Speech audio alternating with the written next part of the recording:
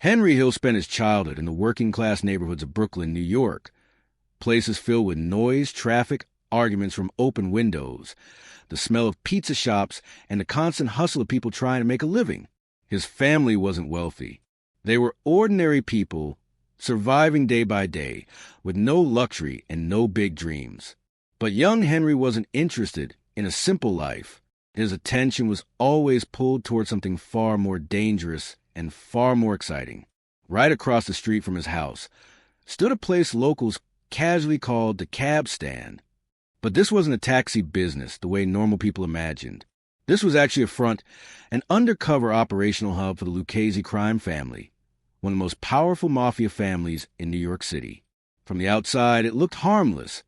Cars parked outside, men talking casually on the sidewalk. But Henry quickly realized it was something else entirely.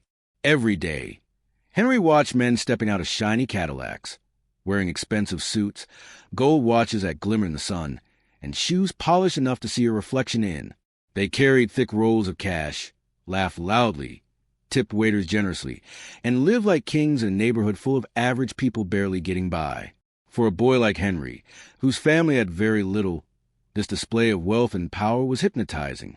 He would later say in interviews, "School was boring, but watching the mafia felt cool." While teachers lectured about math and geography, Henry's mind was on the men at the cab stand, how they moved, how people respected them, and how nobody dared to argue with them. They had confidence, charm, and a kind of authority Henry had never seen at home. As he grew older, his fascination turned into action. Henry started spending more time near the cab stand, first pretending to run errands, then slowly getting noticed by the men who worked there. They liked him. He was quiet, observant, and smart for his age. Before long, they started giving him small jobs. At first, the tasks were harmless. Bring cigarettes from the shop, wash their cars, deliver small messages sealed in envelopes, run errands from one corner to another. To Henry, these simple tasks felt like stepping into another world. And in the mafia, even the smallest jobs were considered training. The men were testing him, checking if he was loyal, reliable, and willing to follow orders without asking questions. Henry passed every test. He began to understand how the mafia controlled the streets, who owed money, who paid for protection, which businesses were friendly with the mob, and which ones weren't. Even as a teenager, he was learning the rules of a criminal system that operated quietly but powerfully beneath New York's surface. The more time he spent there, the less he cared about school. Teachers complained, but Henry didn't listen. Why bother with textbooks when he was learning real street power? He wasn't dreaming of becoming a doctor or engineer. He wanted what those men had: respect, money, and fearlessness. By the time Henry turned 14, he was no longer just a curious kid hanging around. He had become part of their daily routine. The mafia men trusted him with more tasks, some illegal, some risky, some that taught him exactly why the Lucchese family was feared in New York. At home, Henry's parents didn't fully understand what he was getting into. They saw he had money in his pocket, new clothes sometimes, and a confident walk, but they didn't know the full story. And even if they did suspect something, stopping him would have been impossible. Henry was already hooked. The mafia life gave him everything he didn't get from school: adventure, attention, a sense of belonging, and the promise of power. By the time he was 16, Henry Hill was no longer just a neighborhood kid. He was recognized and accepted as someone inside the life. He had officially stepped into the world of organized crime, a world that would eventually give him wealth, fame, fear, trouble, and ultimately a transformation no one expected. As Henry Hill grew older, his world changed rapidly, and so did he. His teenage excitement slowly transformed into a full, dangerous commitment to the mafia lifestyle. The deeper he stepped in, the more the criminal world wrapped itself around him. Every year, every job, every deal pulled him further away from normal life and deeper into the shadows where money, loyalty, and silence were the only rules. Under the Lucchese crime family, Henry became involved in multiple operations that formed the backbone of mafia business in New York. He wasn't just a kid running errands now. He had become an active player. The mafia saw potential in him, and Henry was determined not to disappoint.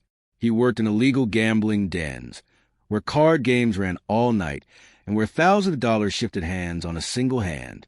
He helped with loan sharking, where the mafia gave high-interest loans to desperate people who had nowhere else to go. If someone refused to pay, Henry helped deliver reminders. Sometimes those reminders were verbal. Often they weren't. He also became part of protection rackets, where local businesses paid the mafia to keep them safe. If they didn't pay, well, accidents happened. Fires started. Windows broke.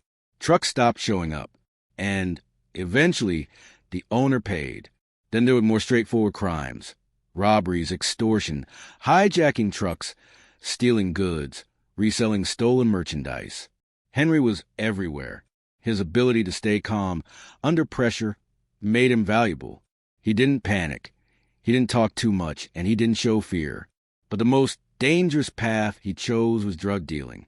Even though most mafia bosses hated drugs because it brought too much police attention, Henry saw money.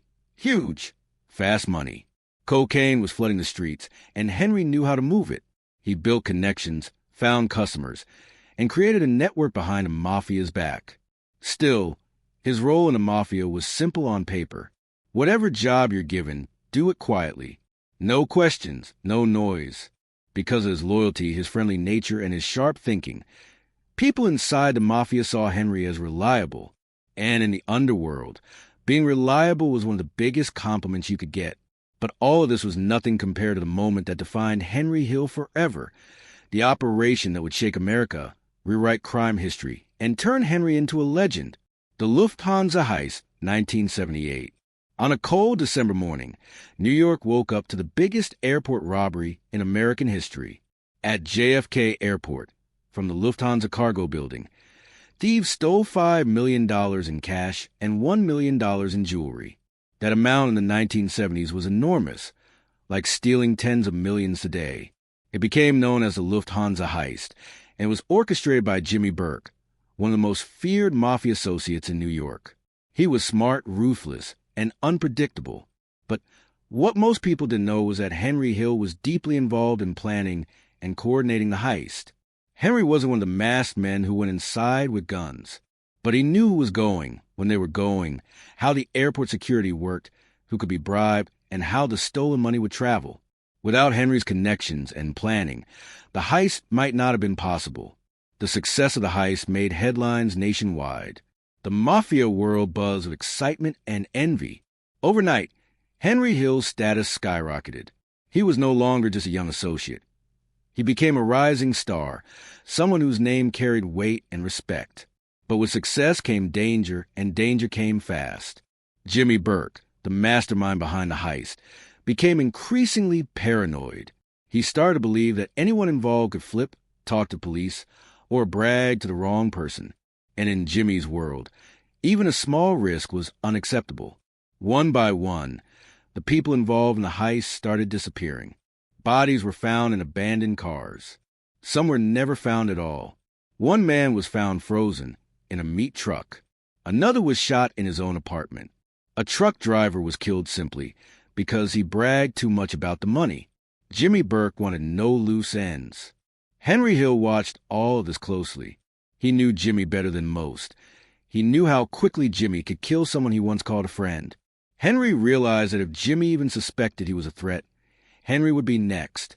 So Henry stayed alert, always watched his back, always stayed 2 steps ahead. As he himself said, if I wanted to stay alive, I had to stay ahead of everyone, especially Jimmy. The heist had made him famous. It had made him rich. But now, it was also the reason his life was in danger. The same speed with which Henry Hill rose in the mafia world was the speed with which he began to fall. What had once been excitement, money, and power slowly turned into chaos, fear, and paranoia. Henry had flown too close to the sun, and now everything around him was starting to burn. The biggest reason behind Henry's downfall was his involvement in cocaine dealing. Inside the mafia, drugs were considered a dangerous line to cross.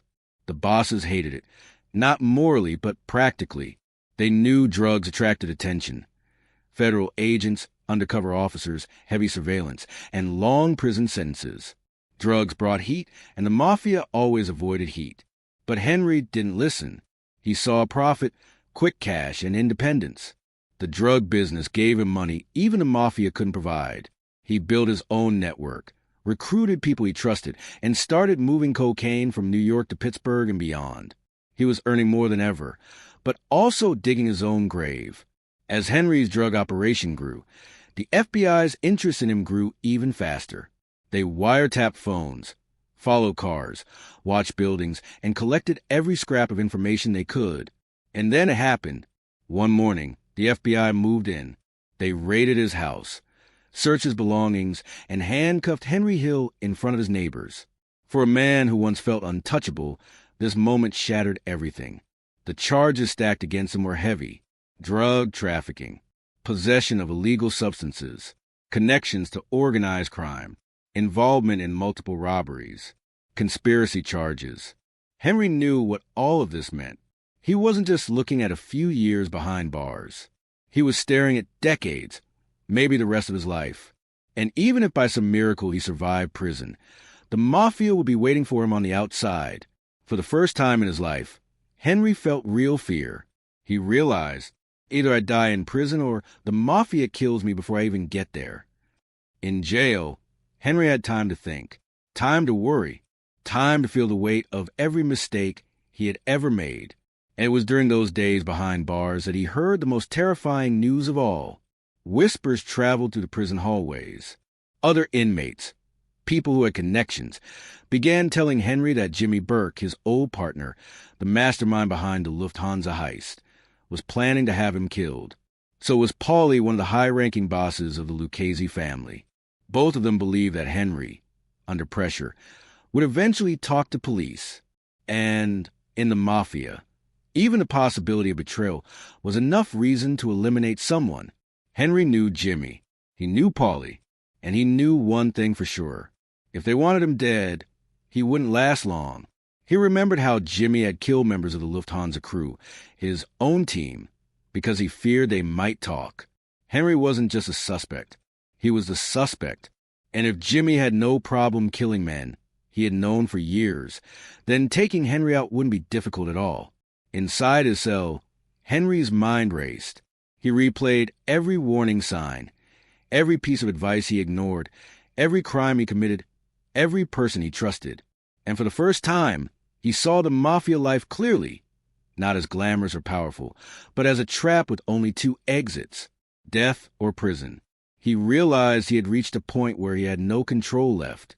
His money couldn't save him. His connections wouldn't protect him.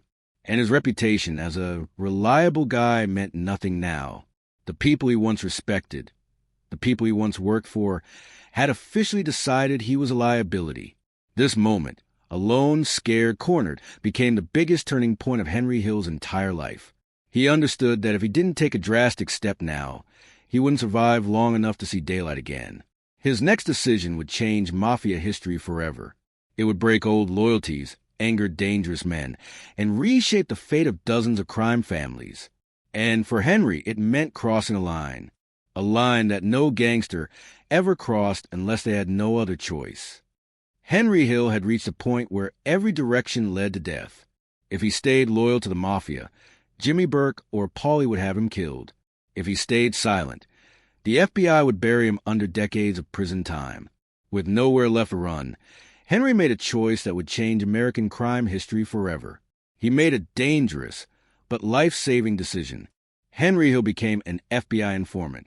It was a decision that no gangster took lightly.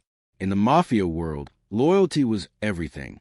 Breaking that loyalty meant you signed your own death warrant. But Henry had no choice.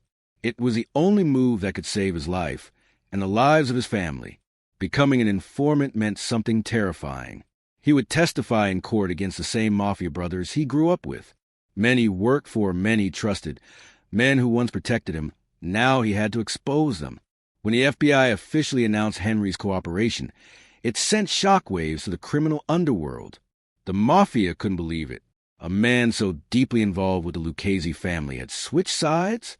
It was unheard of. It was betrayal on the highest level. But Henry didn't stop there. Once he started talking, he talked a lot. He sat through hours of interviews, revealing years of hidden operations, how the mafia earned money, who controlled what territory, who approved each crime, who was connected to which boss, how murders were ordered, and how the family laundered millions of dollars. He submitted evidence, recorded conversations, and explained every small detail the FBI had been trying to crack for decades. Courtrooms across New York were stunned as Henry took the stand.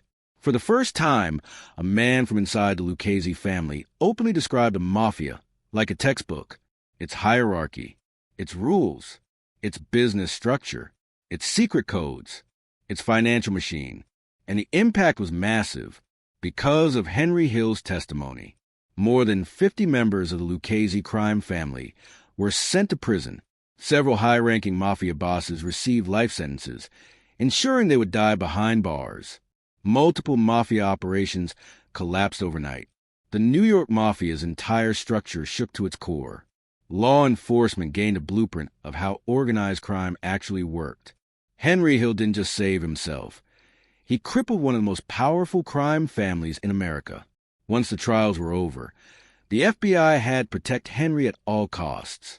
He had become the Mafia's most wanted target. Anyone who killed Henry would have become a hero in the criminal world. So the FBI placed him in the Witness Protection Program, a system built to hide people like Henry from the world.